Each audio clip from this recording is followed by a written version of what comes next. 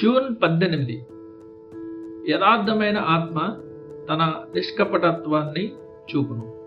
హృదయంలోని సత్యం అనేది దేవుని వాక్యంలోని సత్యానికి ఒక ఖచ్చితమైన నకలు లాంటిది. అద్దంలో చూసుకునే వ్యక్తి ముఖానికి, అద్దంలో కనిపించే ప్రతిబింబానికి ఉన్నంత ఖచ్చితమైన పొంతన వీటి మధ్య ఉంటుంది. పౌలు కొరింథీయులతో మాట్లాడుతూ, లౌకిక జ్ఞానమును అనుసరింపక దేవుడు అనుగ్రహించు పరిశుద్ధతతోనూ నిష్కాపట్యముతోనూ దేవుని కృపనే అనుసరించి లోకంలో నడుచుకుంటుంది అని చెప్పాడు. కొరింథీయులకు రాసిన 2వ పత్రిక 1:12. ఒక నిజమైన క్రైస్తవుడు తన హృదయాన్ని బుద్ధికి గాని, తన మనస్సాక్షిని లోకపు తంత్రాలకు గాని లోబరచడు. అతడు తన్ను తాను దేవునికి పూర్తిగా సమర్పించుకుంటాడు గనుక మనుషులకు భయపడాడు. తన ప్రాణాన్ని కాపాడుకోవడం కోసం అతడు తన మనస్సాక్షికి కన్నం పెట్టే సాహసం చేయడు. ఏది సంభవించినప్పటికీ దేవుణ్ణి బహిరంగంగానే నమ్ముతాడు. కానీ వేషధారి మాత్రం లోకం తన ముందు ఎలాంటి రంగులను ప్రదర్శిస్తే దానికి తగినట్లుగా తన పడవ తెరచాపలను తిప్పుకుంటూ ప్రయాణిస్తాడు.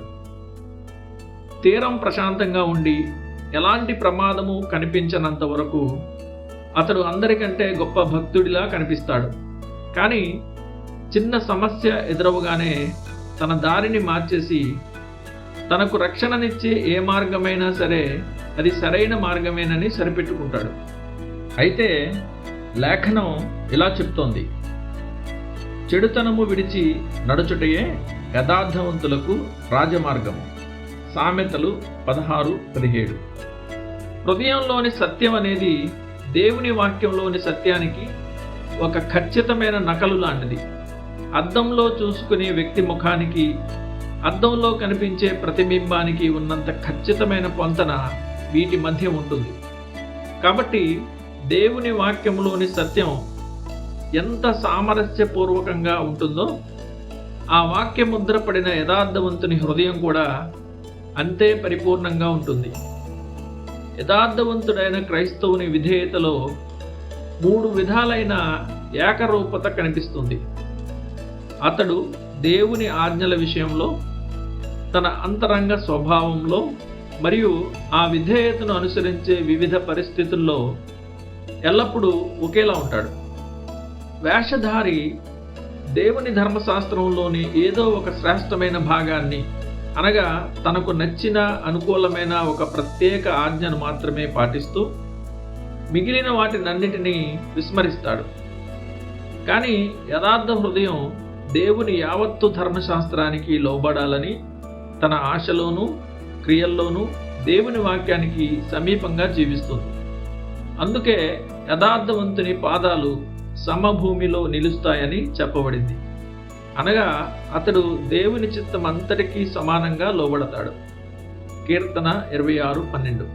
కానీ సొలొమోను అన్నట్లు కుంటివాని కాళ్ళు పట్టు లేకయుండు. సామెతలు 26:7. ఒక కాలు పొడవుగా మరో కాలు పొట్టిగా ఉండడం వల్ల కుంటివాడు సమభూమి మీద కూడా తిన్నగా నిలబడలేడు. ఉదాహరణకు, పరిసయ్యులు కొన్ని ఆజ్ఞల విషయంలో తమకు ఎంతో గొప్ప ఆసక్తి ఉన్నట్లు నటించేవారు. వారు ఎంతో భక్తిగా ఉపవాసాలు ఉండి ప్రార్థనలు చేశారు.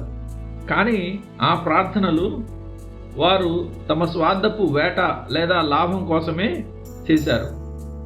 వారు రోజంతా ఉపవాసం ఉన్నట్లు నటించి వెనకాల తాము మింగేసిన విధవరాండ్ర ఇండ్ల సొమ్ముతో విందులు చేసుకునేవారు.